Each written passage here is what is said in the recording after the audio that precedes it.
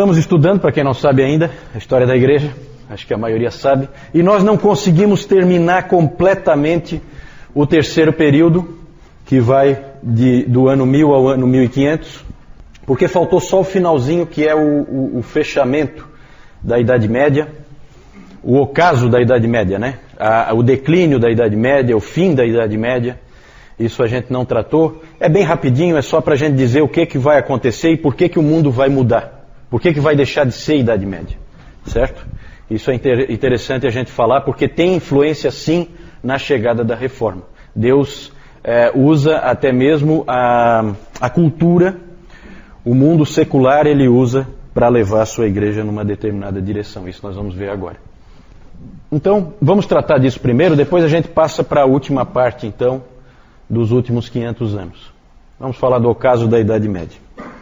Gente, a Idade Média é uma das coisas que talvez vocês tenham percebido, e que é uma coisa única sobre a Idade Média, isso nunca aconteceu, a não ser na Idade Média, é o que se chama de síntese da Idade Média. Síntese.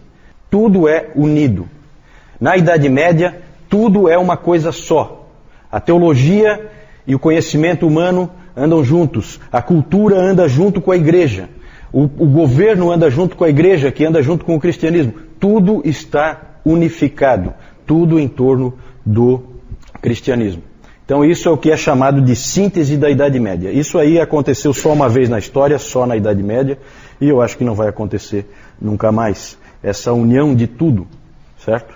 Claro que Deus tinha algum propósito com isso, que é difícil para a gente imaginar qual seja, mas algum propósito ele tinha. Outra coisa que também a gente percebe, que vocês já perceberam no nosso estudo, é que Deus confinou o cristianismo na Europa.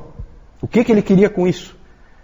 Certo? Ele fez o cristianismo nascer lá na Palestina, e aí ele confinou o cristianismo na Europa, fez surgir os muçulmanos, vocês lembram? As cruzadas tentaram libertar os muçulmanos, foram um fracasso, e acabou então ficando confinado na Europa o cristianismo. O resto do mundo não conhece o cristianismo nesse período que a gente está estudando.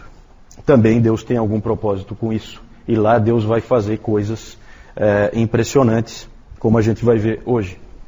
E uma coisa muito interessante ocorre para que haja o fim da Idade Média e a quebra da síntese. É a chegada do Renascimento. Renascimento ou Renascença. Por que Renascimento? Porque as pessoas daquela época, no final do século, lá pelo século XIV, XV, as pessoas começaram a perceber que o ser humano tinha perdido alguma coisa. Que na antiguidade havia muita coisa boa que se perdeu durante a Idade Média. E que havia a necessidade de voltar àqueles tempos gloriosos, de pelo menos resgatar alguma coisa daquilo que a humanidade tinha conquistado naquele período que antecedeu a Idade Média, o período do Império Grego, do Império Romano, e toda a produção da filosofia, todas essas coisas que a gente sabe que existiam antes da Idade Média. Com o Renascimento começa-se a prestar mais atenção no homem. Sempre quando se fala em Renascimento, pensem em uma atenção ao homem, ao ser humano. Durante a Idade Média o ser humano ficou muito esquecido. A teologia ficou tão forte que só se falava em Deus e se esquecia o homem. E a intenção de Deus não é essa. A intenção de Deus é que Ele e o homem tenham comunhão. Foi para isso que Ele criou esse lugar aqui e colocou o homem como Senhor sobre a sua criação. Na teologia começam a surgir nomes que a gente não vai estudar, mas que eu vou citar só para que não fique em branco. Nomes como Guilherme de Ockham, nomes como Gabriel Biel. Esses homens, eles começaram a prestar mais atenção aos indivíduos, menos nas generalizações e mais nos indivíduos. A teologia escolástica sempre se preocupava muito com generalizações. Essa época da Renascença, nós já vimos isso no domingo passado, era uma época de crise na igreja, certo? Nós vimos que houve lá o cativeiro babilônico da igreja, em que o Papa foi para Avignon e era controlado pelo rei da França. Nós vimos que chegou a ter 2 papas, nós vimos que chegou a ter 3 papas, nós vimos o baixo nível moral, teológico, o baixo nível em todos os sentidos do papado e de toda a estrutura da igreja. Então era um momento de igreja em crise, muitos absurdos acontecendo. se dizia que havia falha em reformar a cabeça e os membros. Então havia uma preocupação muito grande em reforma, porque a igreja estava totalmente destruída. É como uma casa caindo aos pedaços, que você vê que há necessidade de uma reforma, mas que às vezes está tão mal que você não sabe nem como fazer essa reforma. E era mais ou menos assim que a igreja estava. As pessoas sabiam que precisava de reforma na cabeça e nos membros, ou seja, no clero, na liderança e também nas pessoas que faziam parte da igreja. A vida diária era uma vida terrível. O século XIV é um século terrível. As pessoas viviam em meio a guerras, como a Guerra dos 100 Anos entre Inglaterra e França. Viviam em meio à peste, né? É a era das pestes, que vocês já devem ter visto em filmes. As pessoas morrendo. Na peste negra morreu metade da população da Europa. E o Stephen Osment, ele disse o seguinte: como nunca antes, nem mesmo durante o colapso do Império Romano, o povo ocidental andava pelo vale da sombra da morte. É uma época de desespero, é uma época em que você não tem perspectiva nenhuma de vida, uma época realmente muito ruim, período terrível, e a vida não fazia nenhum sentido.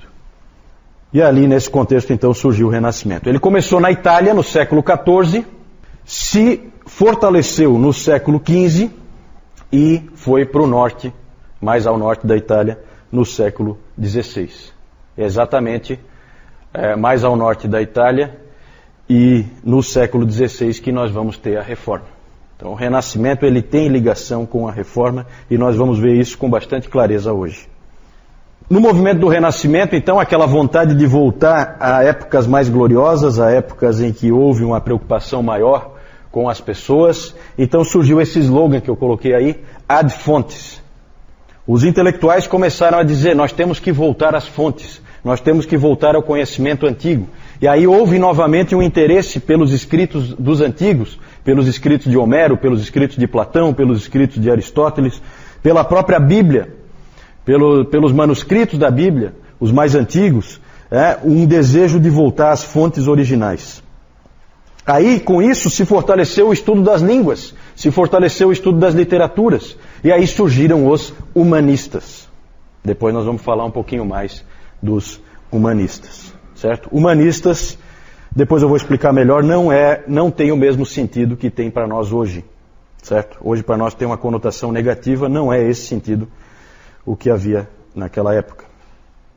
Também passou a haver um interesse maior na retórica, na beleza da linguagem. De novo, um interesse em escrever de uma maneira mais bonita, mais atraente, não aquela coisa morta do escolasticismo que nós vimos no domingo passado.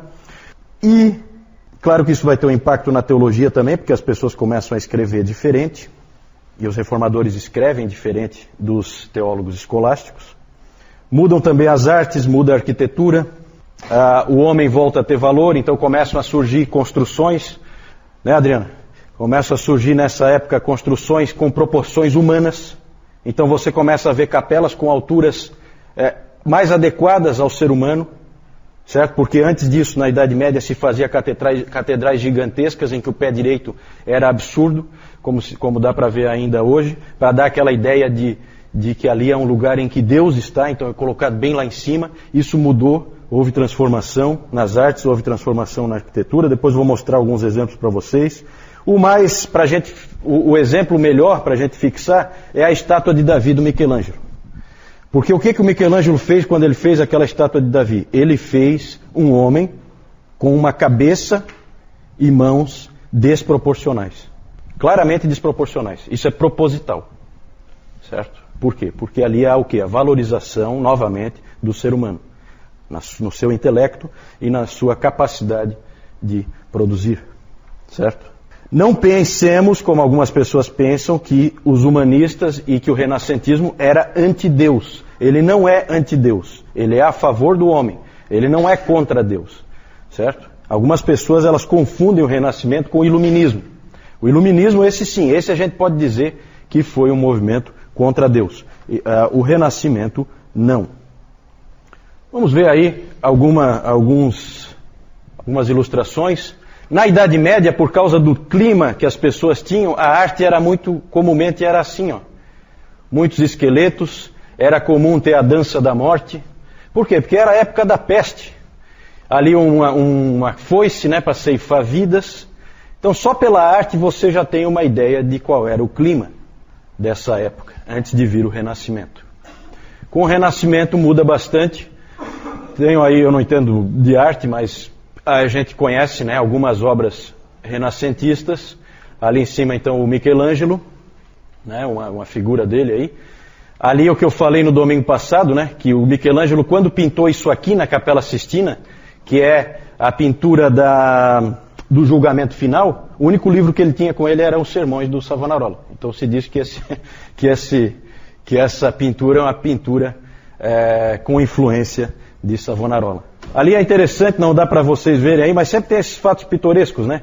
Aqui embaixo é São Bartolomeu, e ele está segurando a faca com a qual ele foi martirizado, e na outra mão, aqui no colo dele, ele está segurando a pele dele, que foi arrancada dele, e o Michelangelo colocou a cara dele na pele ali. Então os artistas faziam esse tipo de coisa, né? É interessante. Aqui então a estátua de Davi, eu tinha uma foto melhor, mas essa aqui é interessante. Ah, não deu para ver, né? Que pena. Aqui no cantinho, acabou meio coberto ali, aqui no cantinho tem a cabeça de uma pessoa. Só para vocês terem uma ideia da proporção. Aqui só aparece a cabeça dela. Para vocês terem uma ideia da proporção, é enorme essa estátua gigantesca. E vocês veem que a cabeça dele e as mãos são desproporcionais em relação ao corpo. Bem maiores, bem fora de proporção. Isso é proposital. Claro que quando se fala em Renascença não se pode nunca deixar de falar de Leonardo da Vinci. E aí vocês veem de novo a valorização do ser humano. O homem como é que é o nome desse homem aí, que me ajuda? Vitruviano. Obrigado. O homem vitruviano, exatamente. Porque ele usou nesse homem aqui, o Da Vinci, ele usou as proporções que o Vitrúvio tinha dito como as ideais do ser humano, né? A Mona Lisa, que todo mundo conhece, o quadro da Última Ceia, né? Nessa época, só para vocês terem uma ideia do impacto dessa época, com a Renascença começa-se a pintar as pessoas como elas são. Isso não acontecia antes. As pessoas passaram a ser retratadas. Então hoje quando a gente tem a fotografia em que a gente vê como uma pessoa era, a gente tem muito a dever para a Renascença, porque na Renascença surgiu essa ideia, não, vou pintar o indivíduo como ele realmente é. E aí ele fica ali e tal, o pintor vai e pinta como ele é.